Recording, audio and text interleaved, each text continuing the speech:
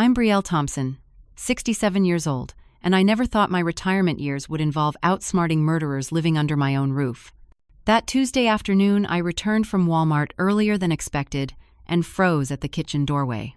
My adopted son Jackson and his wife Allison were hunched over my special soup pot, carefully mixing in white powder from a container clearly labeled rat poison. My heart stopped. After all, I'd sacrificed for Jackson. This was how he repaid me. Before I continue this nightmare, where are you watching from? Drop a comment below and subscribe to hear what happened when I turned the tables on them. I spent 35 years as a school nurse in Portland, Oregon. Every day I bandaged, scraped knees, dispensed medications, and comforted children when they felt sick or scared. My husband Harold and I lived in a modest 2-story home in a quiet neighborhood. We had a good life together, filled with camping trips to Mount Hood, weekend drives along the coast, and quiet evenings reading on our porch swing. The only shadow in our happiness was our inability to have children. We tried everything the doctors suggested for nearly a decade, but nothing worked. The disappointment was crushing at first, especially for Harold, who came from a large family. Eventually, we accepted our reality and discussed other options. Adoption seemed the natural choice. But as we looked into it, we learned about the foster care system and how many older children desperately needed homes. "What if we could help a child who really needs us?" Harold suggested one evening as we sat in our backyard garden. "Maybe we can't have a baby, but we can still be parents." That conversation changed everything. After completing the rigorous certification process, we became foster parents. Over the years, 12 children came through our home, staying anywhere from a few months to a couple of years. We tried to give each one stability and love during their time with us. Then Jackson arrived. He was 13, skinny with perpetually untied shoelaces and eyes that had seen too much. His file was thicker than most, detailing his 7 previous foster homes and the consistent behavioral issues that got him removed from each one.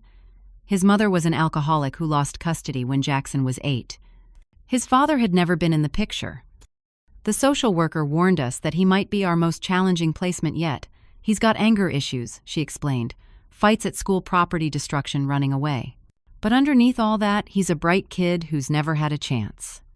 Something about Jackson's defiant stance and carefully hidden vulnerability spoke to me. While Harold expressed reservations, I felt certain this boy needed us specifically. The first 3 months were brutal. Jackson tested every boundary, broke curfew, got suspended from school twice, and once disappeared for 26 hours, sending us into a panic before police found him sleeping in a park. During one particularly heated argument, he screamed that we were just collecting foster care checks and that we didn't really care about him. Instead of returning his anger, I sat down at the kitchen table and waited for him to finish. "We're not going anywhere, Jackson," I said quietly. "You can push as hard as you want, but we're not giving up on you." The change didn't happen overnight, but gradually Jackson began to trust us. 6 months in, he actually joined us for dinner without being called 3 times. By the 1-year mark, his grades had improved from failing to mostly C's, with a surprising A in science. At 18 months, he asked if he could call us Mom and Dad. When Jackson turned 15, we formalized the adoption. It was one of the happiest days of our lives. The judge smiled as he signed the papers, and Jackson actually let me hug him in public without squirming away.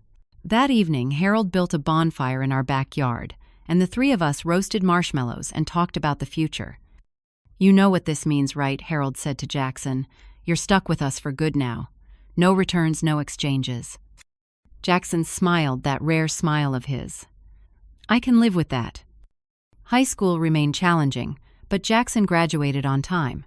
He enrolled in community college, studying automotive repair, and eventually found steady work at a local garage. Harold and I couldn't have been prouder watching him walk across that stage in his cap and gown, the first in his biological family to earn any kind of degree. By his late 20s, Jackson seemed to have overcome his difficult start.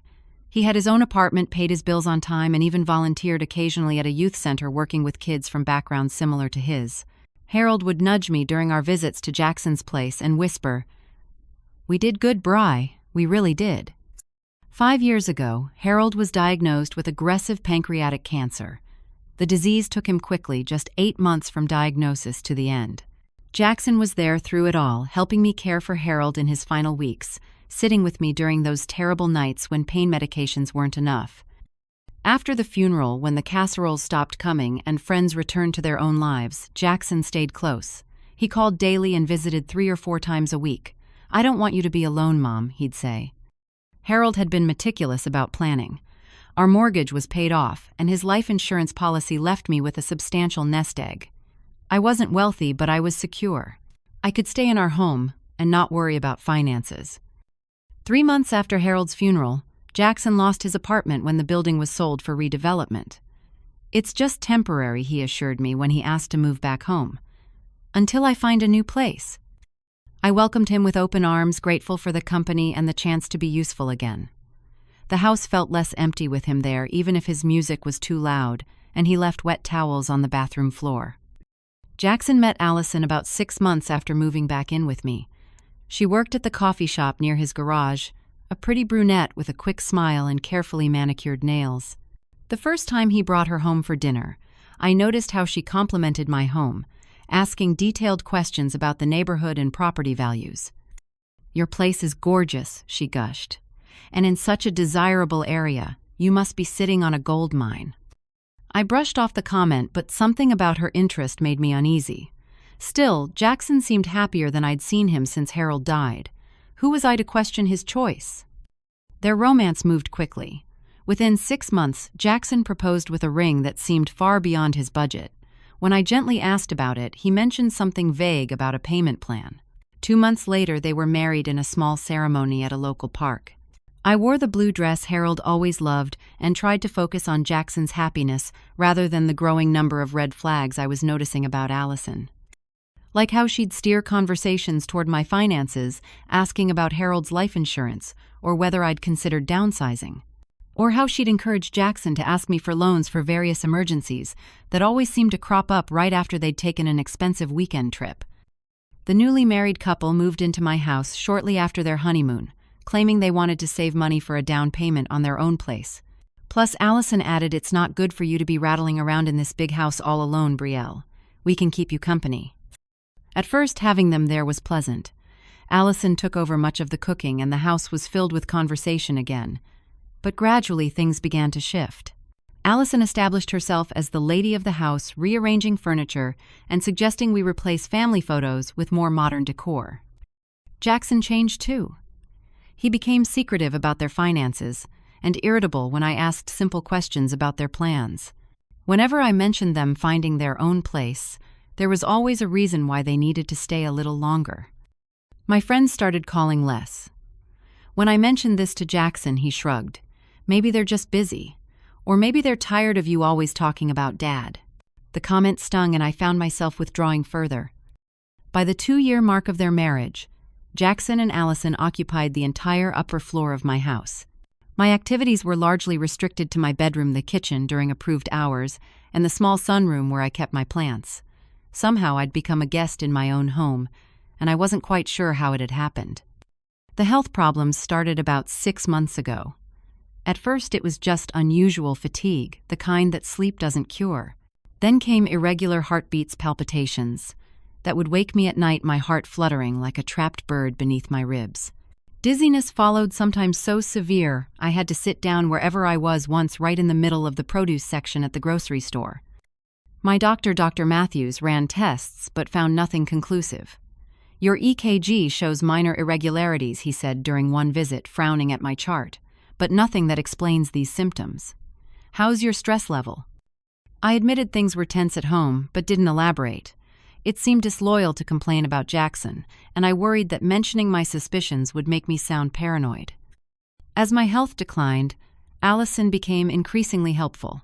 She offered to organize my medications, setting up one of those weekly pill organizers and ensuring I took my doses on time. She accompanied me to doctor appointments, answering questions before I could, and emphasizing my occasional memory lapses to Dr. Matthews. "Poor Brielle forgot to turn off the stove again yesterday," she'd say with a concerned look. "And last week she put her house keys in the refrigerator. I'm worried about her cognitive function." I hadn't done either of those things, but when I tried to correct her, she'd pat my hand condescendingly. "It's okay you don't remember. That's why we're here." Jackson, meanwhile, began asking pointed questions about my will and life insurance. "I'm just trying to make sure everything's in order," he'd explain when I expressed discomfort. "You're not getting any younger, Mom, and after what happened with Dad, I want to make sure we're prepared." One evening I came downstairs for a glass of water and overheard them in the kitchen. They fell silent when I entered, but I'd caught enough to raise my suspicions further. "Once it's done, we can finally—" Allison had been saying, her voice dropping to a whisper when they heard my footsteps. Jackson looked guilty when I rounded the corner, but Allison quickly recovered. "We were just discussing some surprise landscaping for your birthday," she said smoothly. "Don't ruin the surprise by asking questions." I smiled and nodded, but internally alarm bells were ringing. That night, I examined my pill organizer carefully and noticed something disturbing. Among my regular medications were tiny white pills. I didn't recognize almost the same size and shape as my blood pressure medication, but slightly different. The next morning, I confronted Jackson while Allison was out shopping. "There are pills in my organizer that I don't recognize," I said directly. "Do you know anything about that?" His reaction was immediate and defensive. "Are you accusing us of something?" "You know, Mom, you've been really forgetful lately. Those are the supplements Dr. Matthews prescribed last month." Dr. Matthews had prescribed no such thing, but Jackson's certainty made me doubt myself momentarily. Was I forgetting important medical advice? "I think we should look into memory care options." Jackson continued, his tone softening to something that sounded like concern but felt patronizing. "Allison and I have been talking, and we're worried about you living independently, even with us here." The conversation left me shaken. Later that week, while they were both at work, I called a different doctor, one from another practice across town, and made an appointment. I took the mysterious pills with me. Dr. Rivera listened attentively as I explained my symptoms and concerns. Unlike Dr. Matthews, she seemed to take me seriously. "Let's run some different tests," she said, including a toxicology screen. A week later, I returned for the results. Dr. Rivera's expression was grave. "Mrs. Thompson, we found traces of several substances in your system that aren't from your prescribed medications. One resembles certain heart medications, but in inconsistent doses, which could explain your symptoms. These substances, when combined, can mimic heart disease and even cause heart failure if continued long-term." She asked careful questions about who had access to my food and medication. When I explained my living situation, she became even more concerned. "I can't make accusations," she said carefully, "but I strongly recommend securing your food and medications immediately, and perhaps consider alternative living arrangements." On the drive home, I made a decision. I stopped at an electronics store and purchased a small security camera, one that could be hidden among my kitchen plants. That evening, I placed it carefully, angling it to capture the counter where I kept my tea supplies. 2 days later, while Jackson and Allison were out, I retrieved the camera and reviewed the footage with trembling hands. What I saw confirmed my worst fears. Allison stood at the counter, carefully opening my tea canister. She removed a small bottle from her pocket, added something to my tea, then meticulously stirred it to distribute whatever she'd added.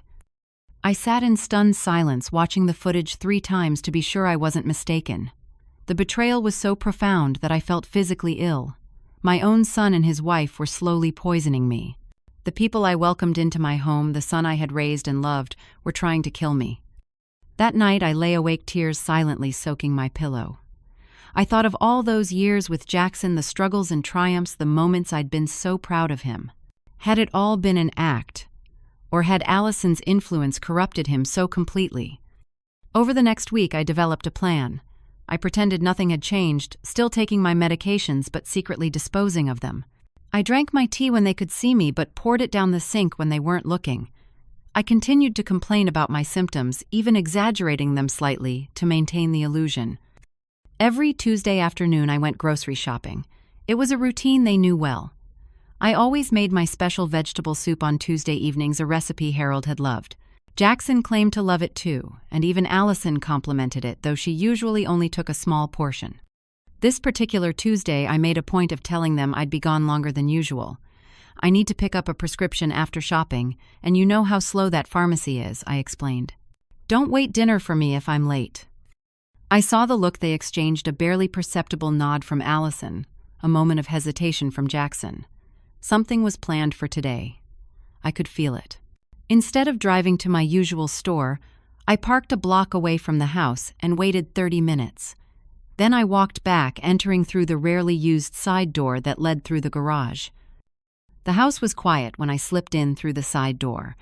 I removed my shoes, careful not to make any noise on the tiled utility room floor.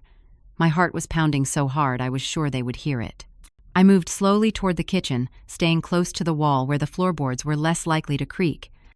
Voices drifted from the kitchen, urgent and hushed.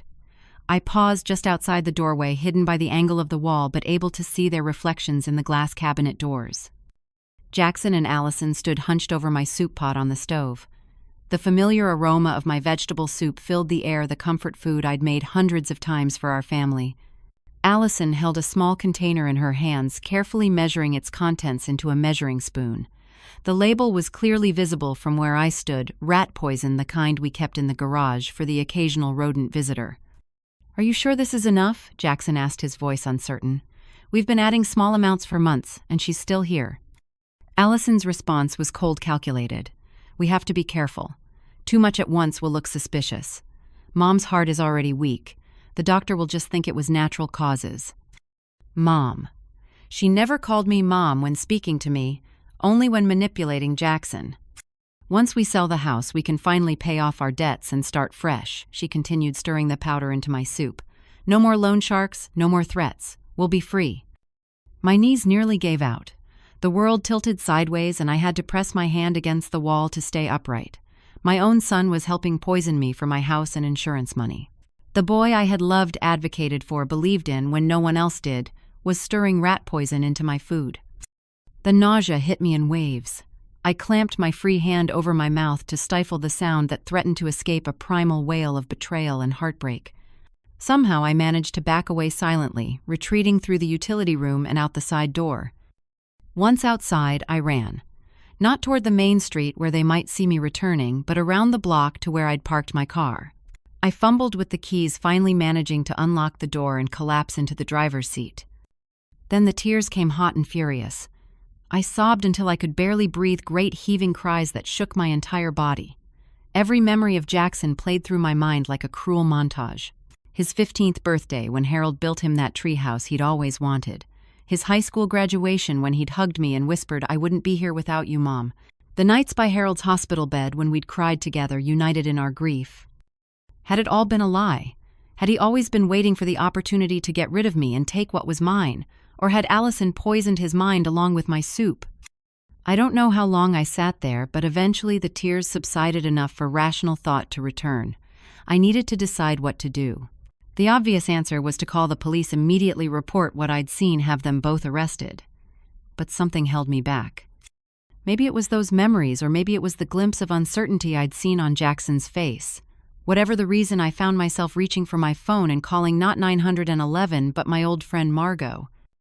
Margot and I had been friends since nursing school, though our paths diverged when she went into forensic nursing and eventually became a detective with the Portland police. We still met monthly for lunch, though. I'd been too embarrassed to tell her about my suspicions regarding Jackson and Allison. She answered on the second ring. "Brielle, everything okay?" In halting sentences, I explained what I'd just witnessed. Her response was immediate and professional. "I'm coming over right now. Don't go back in that house until I get there." "No," I said, surprising myself with the firmness in my voice. "No, I need to handle this differently. I need evidence they can't talk their way out of." There was a long pause. "What are you thinking, Bri?" I outlined my plan, simple but effective. Go back, pretend I'd just returned from shopping. Switch the soup bowls when they weren't looking and gather irrefutable evidence of their intentions. "That's incredibly dangerous," Margot protested. "If they realize what you're doing." "They won't," I said with more confidence than I felt. "They think I'm a forgetful old woman. That's what they're counting on."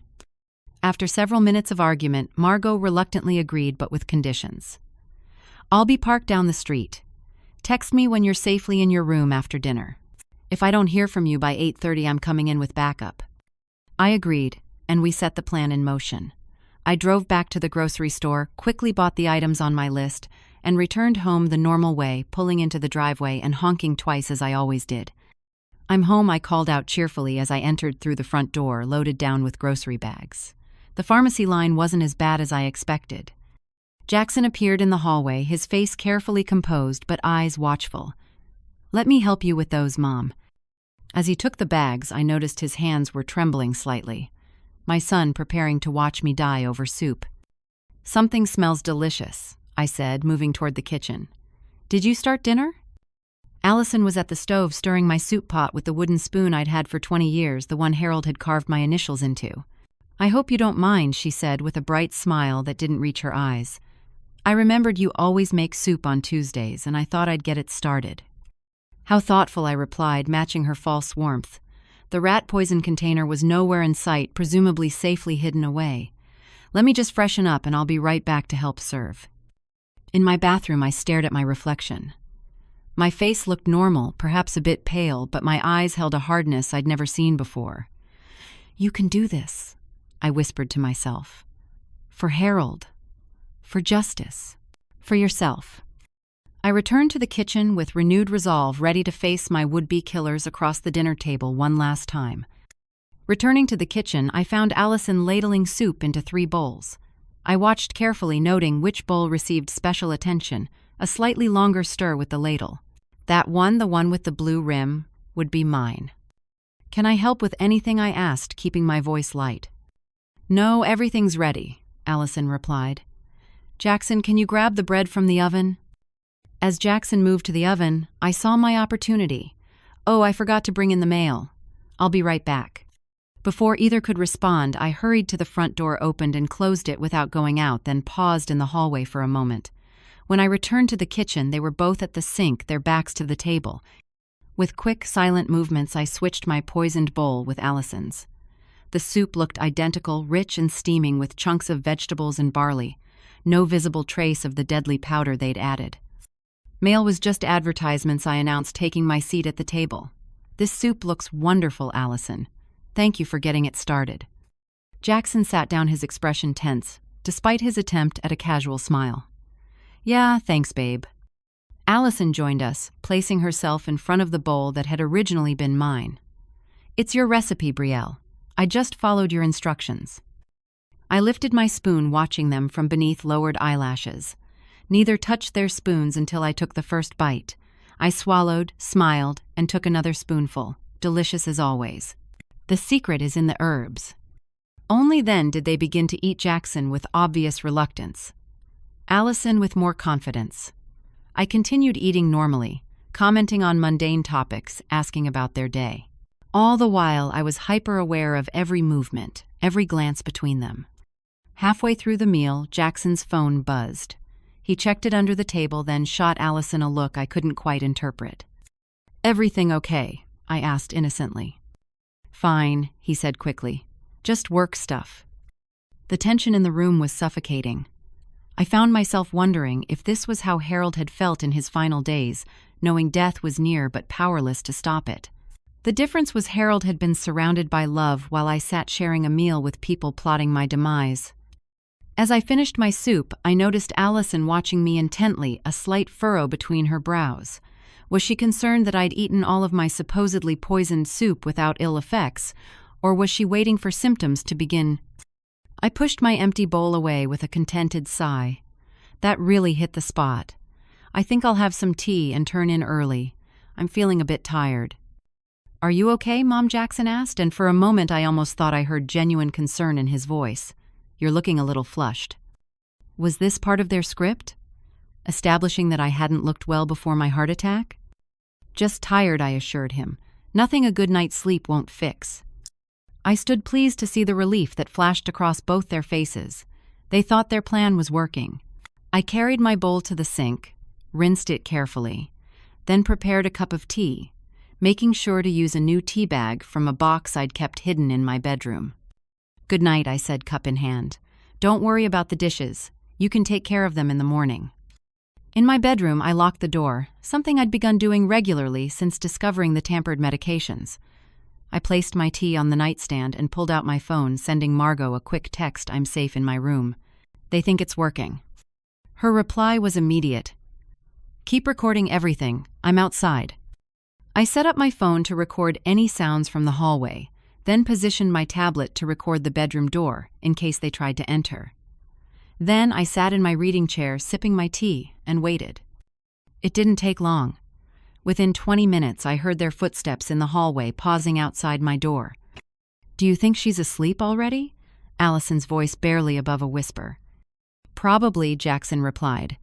"She seemed really tired." "Of course she did. It's working faster than we expected. Check on her in another hour." Their footsteps retreated, but my recording devices remained active. Over the next 2 hours, I captured fragments of their conversation from the living room. "How long before it?" Works completely." Jackson's voice uncertain. "The website said 4 to 6 hours for cardiac arrest with that dosage," Allison replied clinically. "But it could be faster since we've been building it up in her system. And they won't detect it in an autopsy. Not if we dispose of the evidence properly. Besides, with her heart problems and the medications she's already on, no one will question it." Each word was another dagger to my heart, but also another piece of evidence. As the evening progressed, their conversations became more detailed, more incriminating. I learned they had taken out an additional life insurance policy on me 6 months ago, forging my signature on the documents. I discovered Jackson had accumulated gambling debts exceeding $100,000 and had borrowed money from people who didn't take kindly to late payments. I heard them discuss which of my possessions they would sell first and how they would redecorate after I was gone. Most devastating was hearing Jackson's response when Allison asked if he felt guilty. Sometimes he admitted quietly, "She was good to me when I was a kid." "But she's old," Allison countered. "She's had her life. Now it's our turn. Besides, it's painless this way, like going to sleep." Their casual dismissal of my right to live broke something inside me. Alone in my room with no one to see, I finally allowed myself to fall apart completely. I pressed my face into a pillow to muffle the sounds as sobs racked my body. This was grief even more profound than when Harold died, because this betrayal came from the person I had trusted most in the world after my husband. When the tears finally subsided, they left behind not despair, but a cold, clear resolve. These people had violated every principle of love and trust. They had invaded my home, tampered with my health, and conspired to murder me. They would face justice. I checked the time, nearly 3 hours since dinner. According to their own conversation, the poison should be taking full effect soon. It was time for the next phase of my plan. At exactly 3 hours after dinner, I put my plan into action. I moved to the center of my bedroom and let out a loud, pained groan, followed by the sound of something heavy falling. I knocked my reading lamp off the nightstand, causing a satisfying crash. Then silence. I returned to my chair, phone in hand, and waited. The reaction was almost immediate. Hurried footsteps approached my door, followed by a tentative knock. "Mom," Jackson called. "Are you okay in there?" I remained silent. "Mom," louder this time, with the doorknob rattling. "Can you hear me?" More silence. "She's not answering," Jackson said, panic edging into his voice. "Try again," Allison urged. The knocking became more insistent. "Mom, open the door." I continued my silence, recording their escalating concern. "What if she's really hurt?" Jackson asked. "What if she fell?" "Or it could be working," Allison whispered, though my recording caught it clearly. "Check if you can see anything through the keyhole." I heard Jackson drop to his knees, followed by his frustrated sigh. "Can't see anything. The key's in the lock." "We need to get in there," Allison decided. If it's happening, we need to make sure everything looks natural. No signs of distress or struggle." Their clinical discussion of my death sent chills through me, but I maintained my position, gathering evidence with every passing minute. "Should we call 911? Jackson asked, surprising me. There was a pause then. Allison's decisive response number: "Absolutely not. If paramedics come, they might revive her, and if they can't, there might be an autopsy." "But if we don't call, and she's just had a normal heart attack or stroke?" "Then it will look suspicious that we didn't call for help," Allison finished. "I know. Let's give it a few more minutes. If we still can't get a response, we'll call Act Concerned, but make sure we've removed any evidence first." They retreated, their whispered argument continuing down the hallway. I sent another text to Margot. "They're panicking. Recording everything." Her response: "Police on standby. Text when you're ready for us to move in." What happened next surprised me. My phone began to buzz constantly with notifications. Curious, I checked and found a flood of text messages and missed calls. Not from my phone contacts, but appearing on a hidden messaging app I'd never installed. There were 445 notifications in total, most from a contact listed only as AJ. The messages became increasingly frantic. "Is it done? Answer your phone. You promised payment today. Where is it? If you're ghosting me, I know where you live." Mixed among them were exchanges between Jackson and Allison. Jackson: "She's not responding. I think it's happening." Allison: "Don't panic. Stick to the plan."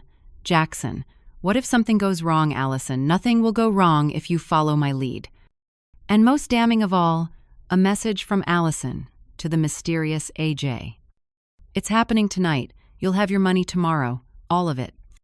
I realized I was seeing notifications from a secondary phone, likely Jackson's, that had somehow been mirrored to my device. Perhaps when he'd helped me set up my new phone months ago, he'd created this connection intentionally or accidentally. Whatever the reason it was, a gift. More evidence.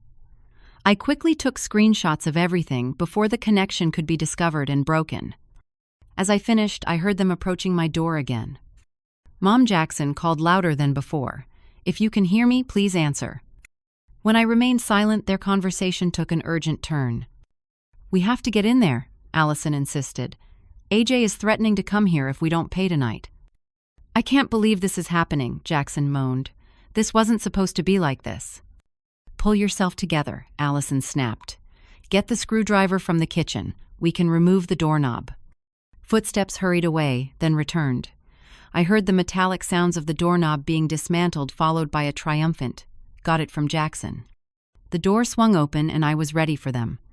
I sat calmly in my reading chair, very much alive, my phone visibly recording screenshots of their messages displayed on my tablet. Their faces registered shock, then confusion, then fear in rapid succession. Mom Jackson gasped, "You're okay."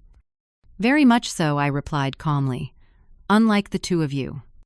Allison recovered first, her expression shifting to concerned confusion. "Brielle, what's going on? We heard a crash and got worried when you didn't answer." "Save it, Allison," I said, my voice steady despite the adrenaline coursing through me. "I saw you both putting rat poison in my soup this afternoon. I switched our bowls at dinner." The color drained from Jackson's face. "What? No, that's not. We wouldn't." "I have it all on video," I continued. "Your conversation in the kitchen about making my death look like natural causes. Your discussion about selling my house to pay off your debts. Your text to someone named AJ about paying them after I'm dead." Allison's expression hardened, the caring daughter-in-law mask dropping completely. "You don't understand the situation we're in. Jackson owes dangerous people money. This was our only way out." "By murdering me?" I asked incredulously. "The woman who raised you, I directed this at Jackson, who couldn't meet my eyes. The woman who never gave up on you when everyone else did." "I didn't want to," Jackson whispered, tears forming. "It was Allison's idea. She said it would be painless, that you'd just go to sleep and never wake up." "Don't you dare blame this all on me," Allison hissed. "You agreed to everything. You took out the insurance policy. You added the first doses to her medication." As they turned on each other, I sent the final text to Margot now.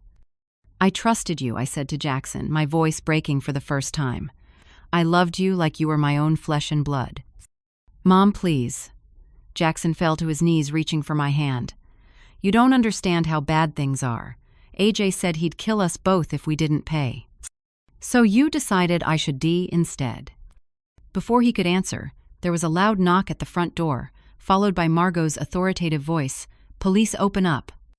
Allison made a desperate lunge for my phone, but I was faster, moving it out of her reach. "It's too late," I told her. "Everything's already been sent to the police." The next few minutes passed in a blur. Margot and two uniformed officers entered my bedroom. Allison and Jackson were separated, handcuffed, and read their rights. Evidence was collected: the remains of the soup, the hidden container of rat poison, my recording devices. The officers were professional but kind to me, one offering to call someone to stay with me, another asking if I needed medical attention. I declined both, assuring them I hadn't consumed any of the poisoned soup. "Are you sure you're okay?" Margot asked privately, her arm around my shoulders, as we watched the officers escort Jackson and Allison to separate patrol cars. "No," I admitted. "I don't think I'll be okay for a very long time. But I'm alive, and that's more than they planned for me to be." Jackson looked back as they led him away, his expression, a complex mixture of shame, fear, and something that might have been regret. "I'm sorry, Mom," he called out. I didn't respond. There would be time for words later, if any were even possible after such betrayal. As the patrol cars drove away, Margot stayed with me, helping me secure the house and making me a cup of tea that for the first time in months I knew contained nothing but tea. "What happens now?" I asked her, feeling suddenly exhausted. "Now you try to rest," she said gently. "Tomorrow we'll talk about next steps. The prosecutor will want your statement, and there will be decisions to make about pressing charges." "As if there's any decision," I said bitterly. "They tried to murder me, Margot." She nodded soberly. "Yes, they did. And they'll face justice for that. But I know you, Bri. At some point you'll start wondering if you could have done something differently, if you should have seen this coming. Don't go down that road. This is not on you." That night alone in my house, that no longer felt like home, I stared at the ceiling and tried to process the events of the day. My son, the child I had loved and nurtured, had participated in a plot to kill me. The thought was so monstrous, so alien to everything I believed about our relationship, that my mind kept trying to reject it despite the evidence I'd seen with my own eyes. But beneath the pain and betrayal, a small kernel of strength was forming. I had survived. I had outsmarted them. I had refused to be their victim. Whatever came next, I would face it with the same determination that had gotten me through this night. The days following the arrest were a bizarre mixture of numbness and hyper-awareness. I couldn't bear to stay in my house where every room held memories now tainted by betrayal. Margot insisted I come stay with her, and I gratefully accepted. "It's just temporary," she assured me as she helped carry my suitcase into her guest room, "until you figure out what you want to do next." What I wanted seemed impossible: to turn back time, to have my family whole again, to erase the knowledge that my son had tried to kill me. Since that couldn't happen, I focused on putting one foot in front of the other, cooperating with the district attorney's office, and trying to understand how things had gone so terribly wrong. The full extent of Jackson and Allison's financial troubles emerged during the investigation. Jackson's gambling addiction had spiraled out of control over the past 2 years. He'd maxed out credit cards, taken payday loans at exorbitant interest rates, and finally borrowed from a loan shark connected to an organized crime ring operating in Portland. When he couldn't pay, the threats began. First against him, then against Allison. The mysterious AJ from the text messages turned out to be Allison's brother Anthony Jenkins, who worked as an enforcer for the loan sharks. He had been the one pressuring them for payment, though he claimed ignorance of their murder plot during his initial questioning. "So, it was desperation," I said to Detective Williams, who had been assigned to my case.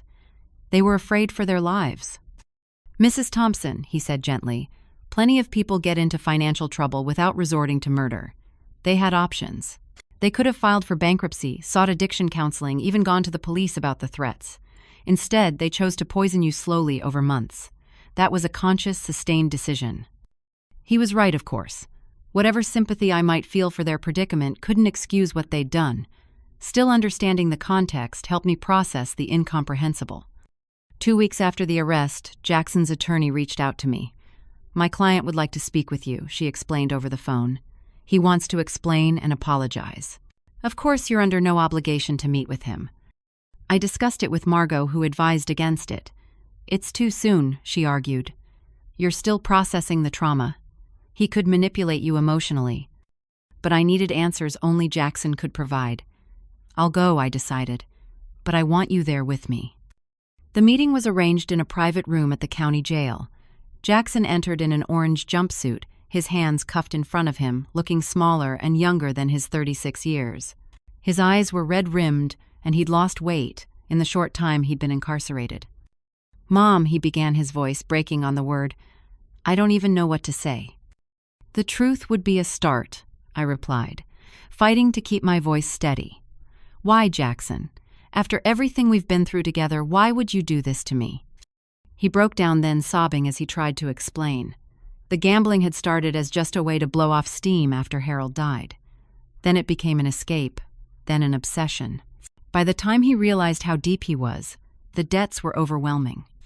"Allison said she knew people who could help," he explained between sobs. "I didn't know they were loan sharks until it was too late. When we couldn't pay, AJ started threatening us. Said he'd break my legs, then start on Allison if we didn't get the money." "So you decided to kill me instead?" The words still felt unreal coming from my mouth. "It wasn't like that at first," he insisted. "We were just going to ask you for a loan. But Allison said you'd never give us enough, that you'd been selfish keeping Harold's insurance money when we needed it more." Each word was another wound. Had he really seen me as selfish for not giving them the financial safety net Harold had so carefully provided for my remaining years? "When did it change from asking for money to planning my murder?" I asked, needing to understand the progression. Jackson's answer chilled me. "About 8 months ago. Allison found out about your life insurance policy when she was going through your papers. She said it was the perfect solution. You were getting older anyway, and this way you wouldn't suffer." 8 months, I repeated.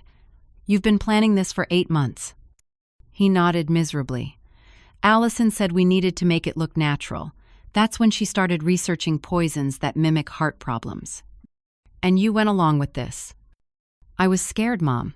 AJ had beaten up a guy who owed less than we did, put him in the hospital, and part of me didn't really believe we'd go through with it. But then Allison started adding stuff to your tea, and you started getting sick, and it all just happened." The conversation continued for nearly an hour. I learned that a third accomplice, Allison's brother, had been more involved than initially admitted. He had provided the various substances they used, knowing their purpose. He'd been arrested the same night as Jackson and Allison, caught trying to flee the state. Most devastating was learning how long and meticulously they had planned my death. Jackson admitted they had been slowly poisoning me for months, gradually increasing the dosage. The plan had always been to culminate in a final lethal dose that would appear to be a heart attack. "The district attorney is offering me a deal," Jackson said as our time drew to a close. "If I testify against Allison and AJ, they'll reduce the charges. My lawyer thinks I might get 10 years instead of 25. "And what do you want from me?" I asked suddenly, exhausted. "My blessing, my forgiveness." "I don't deserve either," he admitted. "But I want you to know I'm sorry. I know that doesn't fix anything, but I am so sorry." As the guard led him away, I sat motionless, trying to reconcile the broken man before me with the boy I had raised. Margot waited patiently until I was ready to leave. "Are you okay?" she asked as we walked to her car. "No," I answered honestly, but I needed to hear it from him. In the weeks that followed, I was surprised by the support that emerged from unexpected places. My neighbor Emma, who I'd barely spoken to in years, brought dinner and sat with me for hours. Former colleagues from the school district reached out with cards and calls. Parents of students I'd cared for as a school nurse sent messages recalling times I'd helped their children. The isolation I'd felt wasn't just Allison's doing. In my grief over Harold and my focus on Jackson, I'd withdrawn from my community. Now they were reminding me that I wasn't alone. The legal process moved forward. The district attorney, a compassionate woman named Sofia Ramirez, kept me informed at every step. "This is an unusually clear-cut case," she explained during one meeting. "The evidence is overwhelming, and now that Jackson is cooperating, we expect guilty pleas rather than a trial." That would spare me the ordeal of testifying, though I had been prepared to do so if necessary. Local media picked up the story, dubbing it the betrayal soup case. I declined interviews, but found myself unexpectedly thrust into a role as an advocate for elder abuse awareness. A social worker who specialized in elder protection asked if I would speak at a community workshop. My first instinct was to refuse, but something stopped me. "What would this involve?" I asked instead. "Just sharing your experience," she explained. "Many victims of elder abuse, especially financial exploitation by family members, feel too ashamed to come forward. Hearing from someone who fought back could make a difference." I agreed to one small presentation, which led to another, and gradually I found purpose in helping others recognize and respond to signs I had initially missed or dismissed. Throughout this period, I continued therapy with Dr. Linda Park, working through the complex grief and betrayal I was experiencing. "You're mourning multiple losses," she explained. Not just the son you thought you had, but your sense of safety, your home, your trust in your own judgment. Will I ever feel normal again? I asked, during one particularly difficult session. Not the same kind of normal, she acknowledged. But you'll find a new normal. You're already building it brick by brick. 3 months after the arrests, I attended the preliminary hearing where Allison Jackson and AJ were formally charged. Sitting in the courtroom, I felt a strange detachment as the prosecutor outlined the conspiracy against me. It sounded like something from a crime novel, not my life. Allison glared at me across the courtroom, her eyes cold and unrepentant. Jackson kept his gaze down, speaking only when addressed directly by the judge. AJ looked bored, as if plotting my murder had been just another business transaction gone wrong. The grand jury indicted all three on charges of attempted murder, conspiracy, elder abuse, and fraud. As predicted, plea negotiations began immediately. I was consulted, but ultimately left the decisions to the district attorney's office. No punishment could restore what I had lost. 6 months after that terrible Tuesday, when I discovered the poisoning plot, I sat in another courtroom for the sentencing hearing. The trials had been avoided through plea agreements, but the judge had required a formal sentencing hearing where victims could make impact statements.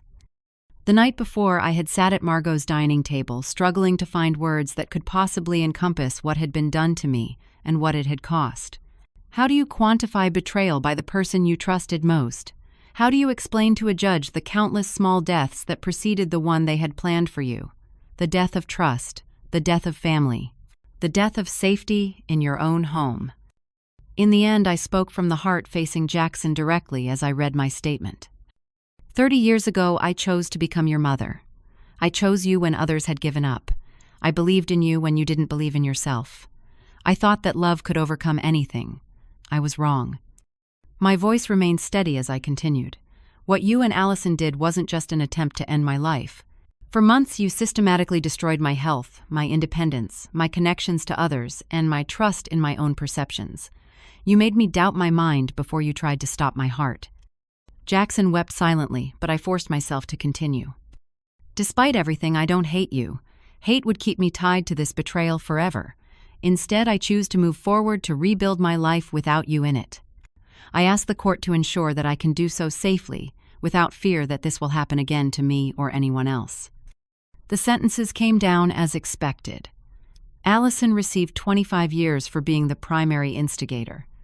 AJ got 18 years, his sentence enhanced by his prior criminal record. Jackson received 10 years with the possibility of parole, after 7 the reduction reflecting his cooperation and apparent remorse. As they led them away, I felt no satisfaction, no sense of justice served, just a hollow ache where family should be. In the months that followed, I made decisions I'd been postponing. I sold the house that had been my home for 35 years, the place where Harold and I had built our life together, the place that now held too many painful memories. Real estate prices in Portland had skyrocketed, and the sale left me with substantial proceeds. After careful consideration and discussions with financial advisors, I established a foundation dedicated to preventing elder abuse and supporting its victims. The Brielle and Harold Thompson Foundation would provide education advocacy and emergency assistance to older adults at risk of exploitation. Harold would be proud, Margot said when I showed her the foundation's mission statement. This turned something terrible into something meaningful. I found a small condo in a seniors community across town, a place where I could have both independence and community. My neighbors were active, engaged people in their 60s and 70s, many still working part-time or volunteering. Weekly community dinners and classes, from Tai Chi to watercolor painting, created natural opportunities for connection. Gradually, I rebuilt my life. I volunteered with a support group for families affected by addiction, sharing my experience without shame or self-blame. I reconnected with old friends and made new ones. I learned to play pickleball, discovered a passion for birdwatching, and even tried my hand at writing, documenting my journey in a memoir I wasn't sure I'd ever publish, but found healing in creating. Every 3 months, I visited Jackson in prison. These visits were difficult, the conversation often stilted and awkward. He participated in therapy and addiction treatment programs, seeming genuinely committed to understanding why he had made such devastating choices. "I don't expect you to forgive me," he said during one visit. "I wouldn't in your place." Forgiveness isn't a single decision, I replied, echoing words from my own therapist. It's a process. I'm working on it not for your sake, but for mine. I don't want to carry this anger forever. I maintained strict boundaries, making it clear that while I was willing to maintain some contact, our relationship would never return to what it had been. If and when he was released, we would renegotiate those boundaries, but always with my safety and well-being as the priority. In support groups, I met others who had experienced betrayal by family members, though few as extreme as mine. We shared strategies for healing, for trusting again, without becoming vulnerable to further harm. I learned that forgiveness doesn't mean forgetting or removing consequences. It means releasing the power of the betrayal to control your future. 18 months after the arrest, I met Arthur at a community lecture on native plant gardening. A widower whose wife had died of cancer 3 years earlier, he had the same gentle humor that had drawn me to Harold all those years ago. Our friendship developed slowly into something more, neither of us rushing or taking anything for granted. I never expected to feel this way again, I admitted one evening as we walked along the river. To trust someone enough to let them close. Me neither, he said, taking my hand. But here we are, two old fools starting over. The journalist who had covered my case contacted me about an in-depth article on elder abuse for a national magazine. After consideration, I agreed to be interviewed, hoping my story might help others recognize warning signs I had missed. Looking back, she asked, during our conversation, were there red flags you wish you'd paid attention to earlier? So many, I acknowledged. The gradual isolation from friends, the increased control over my medication, the constant questions about my finances. But the biggest was just the feeling that something was wrong, that instinct I kept dismissing because I couldn't believe someone I loved would hurt me. What would you tell others in similar situations? She asked. Trust your instincts, document everything, and remember that love doesn't require you to set yourself on fire to keep someone else warm. Real love doesn't take, it gives. As my 70th birthday approached, I looked back on the journey of the past 3 years with a perspective I couldn't have imagined in those dark days after the betrayal. The pain hadn't disappeared, but it no longer defined me. I had discovered resilience I never knew I possessed, built new connections that enriched my life, and found purpose in helping others navigate their own difficult paths. My relationship with Jackson remained complicated. His letters showed growth and genuine remorse, but I maintained careful boundaries protecting the new life I'd built. Real reconciliation, if it ever came, would be a long, slow process, requiring sustained change on his part and continued healing on mine.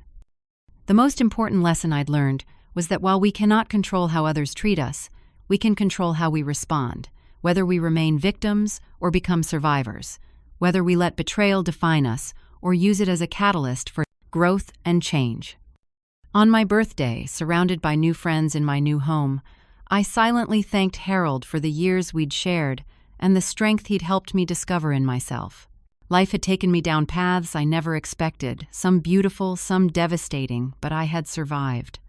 More than survived, I had found my way back to joy. Have you ever had to rebuild your life after betrayal? What gave you the strength to keep going? Share your stories in the comments below. And if this story resonated with you, please like, subscribe, and share it with someone who might need to hear that it's possible to start again no matter your age or circumstances. Thank you for listening to my journey, and remember that your worth is never determined by how others treat you, but by how you treat yourself.